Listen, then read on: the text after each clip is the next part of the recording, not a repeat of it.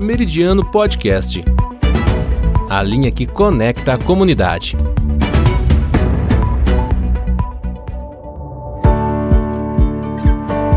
Olá, eu sou Beatriz Viana. Sejam todos bem-vindos ao Meridiano Podcast. Nesse episódio, vamos falar sobre um tema de extrema importância e muitas vezes negligenciado: a saúde mental. Em um mundo cada vez mais acelerado, em que as pressões diárias se acumulam, cuidar da mente se torna tão fundamental quanto cuidar do corpo. Transtornos mentais afetam milhares de pessoas em todo o Brasil, mas infelizmente o preconceito e a desinformação ainda cercam o tema. Inspirado pelo filme Bicho de Sete Cabeças, lançado em 2000 e estrelado por Rodrigo Santoro, o enredo revela os desafios enfrentados por quem lida com essas condições e a dura realidade dos manicômios. Nossa reportagem traz um olhar aprofundado sobre o assunto. O repórter Alisson Batista conversou com duas pessoas que superaram e convivem diariamente com problemas mentais. Elas dividiram suas histórias, resiliência e superação. Além disso, a reportagem conta com a análise de um psicólogo e um psiquiatra que nos ajudam a entender os caminhos para o tratamento e a importância do apoio emocional e principalmente profissional. Prepare-se para uma reflexão necessária e para entender mais sobre a importância de falarmos da saúde mental. Fique agora com a reportagem. É com você, Alisson.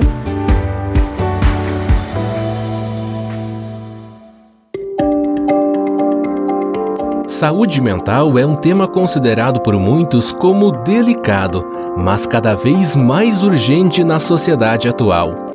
Apesar dos avanços na área, ainda existe muito preconceito e desinformação em torno dos transtornos mentais. Segundo a Organização Mundial da Saúde, 86% dos brasileiros sofrem algum tipo de transtorno mental, como por exemplo a ansiedade e depressão.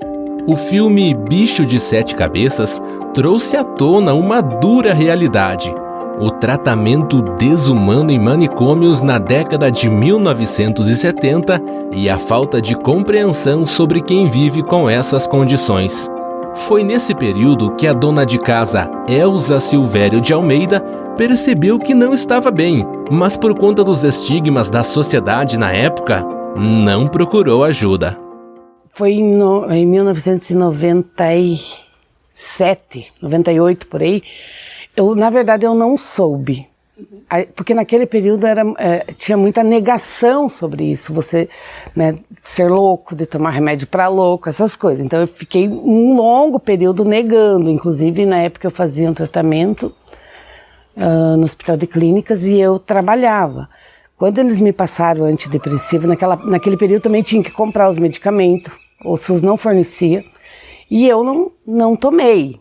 Eu dormia pouco, eu dormia em pé no trabalho, eu já tinha crise de estresse, de xingar, de brigar em casa, e já chorava muito, começou com dor no peito. E eu, na verdade, não aceitava, achava que era um chilique, alguma coisa, eu também achava isso. E esses julgamentos da sociedade, como chamar de louca uma pessoa que está passando por problemas mentais, foi o principal motivo que levou Elza a não procurar ajuda no início. E eu não olhava para isso como doença, até porque eu não podia ser louca, eu não sou louca. Deus disse, se alguém dissesse, você está precisando de tratamento. Eu não sou louca.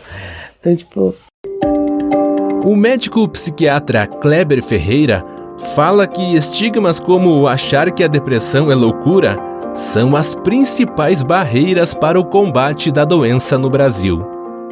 O que preocupa é que ainda existem mitos e os mitos trazem estigmas e os estigmas trazem preconceito que dificulta as pessoas a buscarem ajuda. E eu sempre falo que o que mais mata ainda no nosso país é sim os quadros de depressão que não são tratados através do estigma e do preconceito.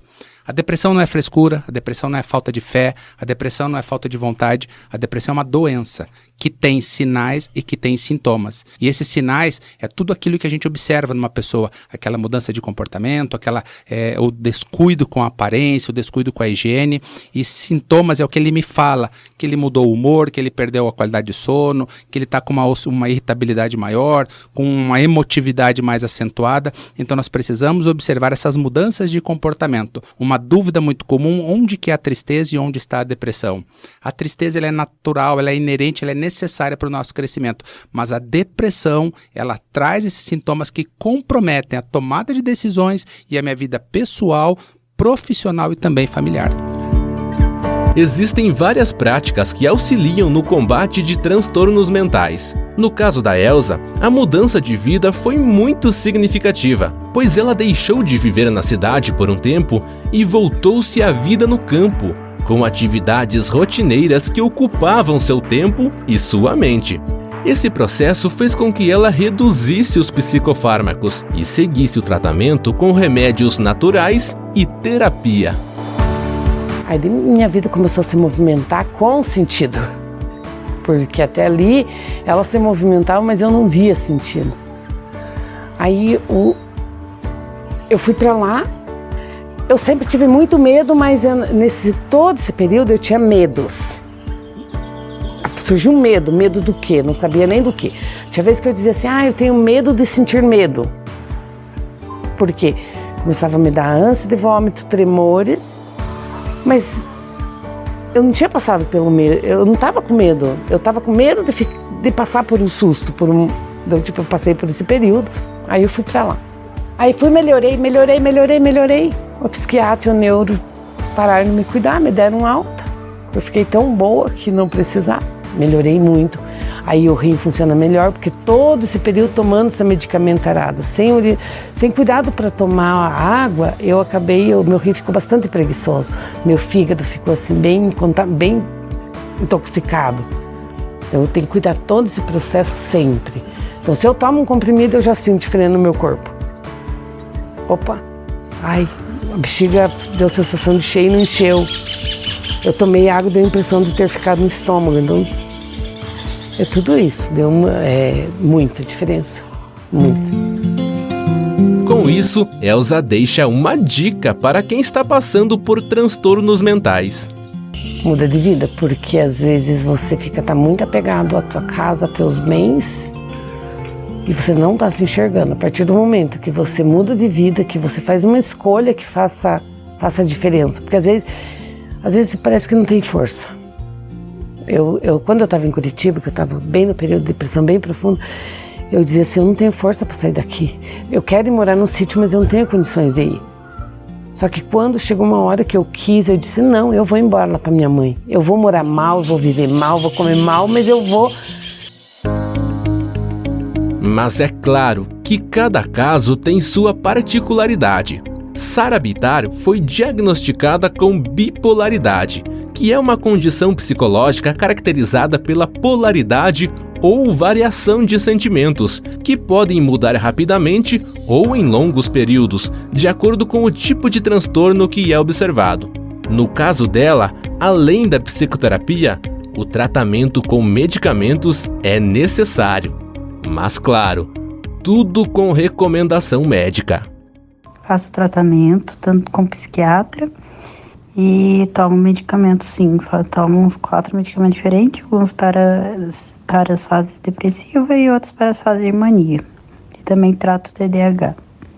Eu senti bastante melhora com o tratamento. O medicamento ajuda muito a equilibrar, porque é algo além de você. Então não tem como a gente se controlar ou a gente deixar de ser, ou apenas com terapia resolver isso. Claro que a terapia é muito importante para a gente entender o que acontece, entender mais a si mesmo e tentar melhorar ela, né? Tentar se entender e conseguir lidar com quem você é. Mas como os sintomas são muito fortes, eles acabam tomando conta de quem somos. Então, sem o medicamento para equilibrar, parece que a vida só gira em torno daquilo, ou aquela impulsividade ou aquela depressão. Eu acredito que depois que a gente recebe o diagnóstico, ele ajuda muito a você tentar entender que não é coisa da tua cabeça, sabe? Que as coisas dão errado, mas não é tua culpa. Ajuda muito a tirar esse peso no ombro e saber que você tem uma doença ali, digamos assim, e ela precisa ser tratada. Na trama do filme Bicho de Sete Cabeças, o jovem Neto, que é interpretado por Rodrigo Santoro, é internado em um manicômio após seu pai encontrar um cigarro de maconha com ele. Naquele momento, os pais viram essa forma como a única para tratar o filho. O psicólogo Silvio Ortiz explica que o internamento deve ser aplicado em situações específicas. Então, essa questão de, seria manicômios aí, é algo que acabou havendo uma mudança significativa nos últimos anos. Então aquilo acabava funcionando como um depósito de pessoas ali assim, que estavam enfrentando problemas mentais mais graves. Ali não se aplicaria de forma alguma, então geralmente os internamentos, eles são em último caso, temporário, em clínicas especializadas ou hospitais, para garantir a segurança dessa pessoa. Então, digamos, uma pessoa está em altíssimo risco de suicídio e a família não tem condições de cuidar, porque a pessoa às vezes não vai obedecer ou a estrutura familiar não comporta atenção 24 horas por dia essa pessoa passaria alguns dias num internamento para poder diminuir essa crise, controlar a crise e tal. Então, não mais naquele sentido que se existia antes. Então, hoje, não tem esse perfil, esses manicômios acabaram sendo desativados aí assim. O filme também expõe os abusos e a falta de humanidade nas instituições psiquiátricas da época retratadas no filme. Silvio fala como deve ser o tratamento de dependência química nas clínicas atualmente. Então, há os processos clínicos de desintoxicação, daí mais concernentes à área médica, e há o suporte psicológico, há então desde acompanhamento psicoterapêutico individual, trabalho de grupo, para as pessoas compartilharem experiências, para você ver outras pessoas passando por aquilo, pessoas que já tiveram muitas vezes êxito em algumas situações. Então ele vai cuidar do aspecto clínico, médico, através da desintoxicação e o suporte medicamentoso a isso, e a parte psicológica. E daí, dependendo da clínica, pode ter outras atividades aí, envolver diversos, geralmente ela vai envolver diversos profissionais, seriam equipes multidisciplinares, vai ter terapia ocupacional, vai ter psicólogo, vai ter isso, vai ter aquilo, médico, para poder todos ali, cada um fazendo a sua parte, proporcionar que essa pessoa se liberte daquilo. Procurar um profissional da área quando está com problemas, assim como já foi falado, é fundamental. Mas como identificar os primeiros sintomas de uma pessoa que está passando por transtornos mentais? Muita atenção para essas orientações do psicólogo. Então, quando você percebe às vezes mudanças bruscas, quando você percebe que essa pessoa está fazendo coisas ali assim que causam problemas a ela, causam dificuldades cada vez maiores, você percebe mudanças de comportamento, a pessoa parece que vai encolhendo, ela vai perdendo a vontade. Então depende de cada transtorno tem um tipo de característica completamente diferente, às vezes, dos outros. Então você pega a depressão, a pessoa vai perdendo interesse pelas coisas, querendo se isolar cada vez mais, se fechando, mais triste, com falas mais esperançosas. Se você pega a ansiedade, a pessoa fica às vezes agitada, se sentindo desconfortável, sofrendo muito por antecipação. Então depende, tem muitos transtornos diferentes e cada transtorno tem características distintas aí assim. Mas é perceber ali que as coisas não parecem bem ali assim, e daí cada caso vai não parecer bem de um jeito, Então é difícil dar uma resposta mais precisa porque são uma variedade muito grande de transtornos.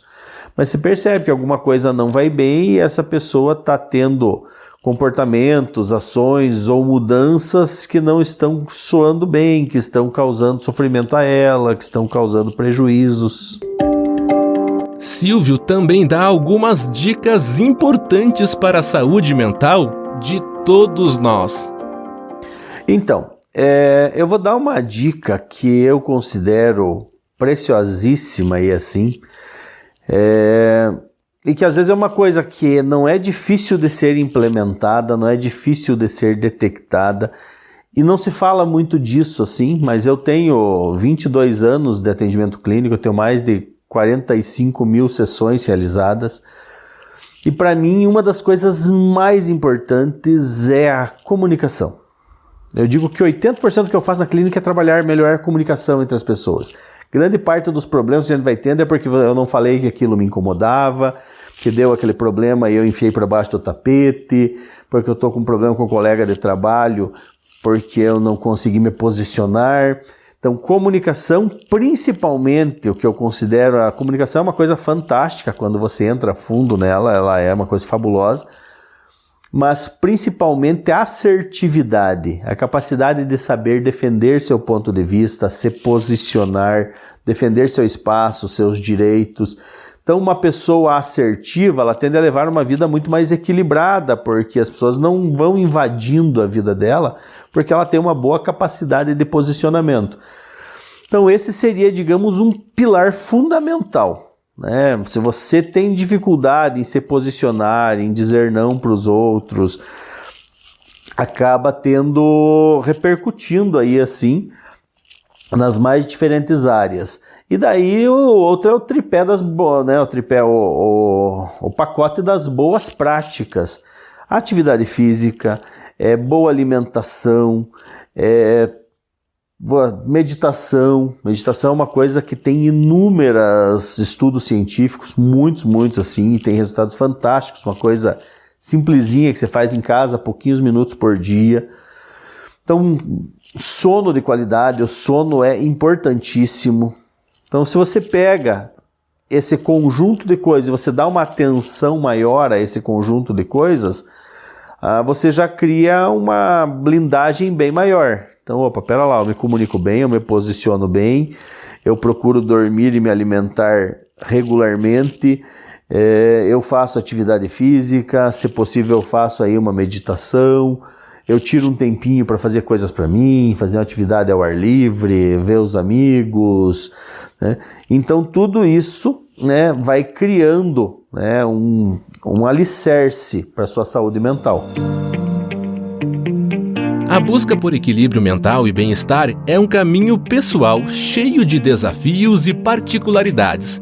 Cada história que ouvimos, como a da Elza e da Sara, reforça a importância de desmistificar os transtornos mentais e buscar ajuda profissional adequada. O tratamento vai além de medicamentos e terapias. Envolve mudança de hábitos, de perspectivas e, sobretudo, do apoio de quem está ao redor. Quanto mais falamos de saúde mental, mais abrimos espaço para a compreensão e o acolhimento. É importante lembrar que procurar ajuda não é um sinal de fraqueza, mas de coragem.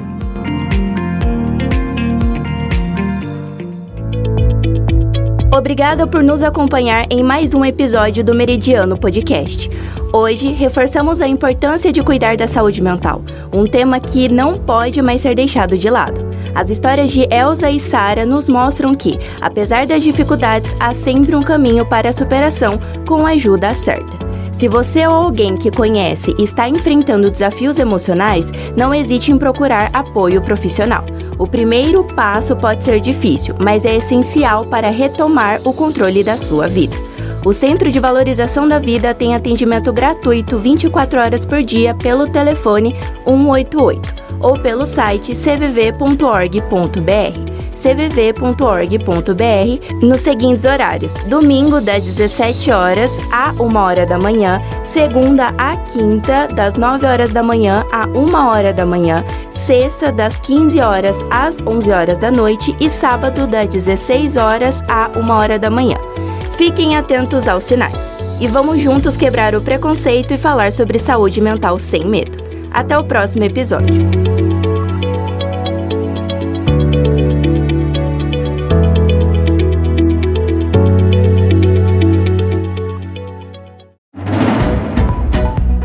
Meridiano Podcast, a linha que conecta a comunidade.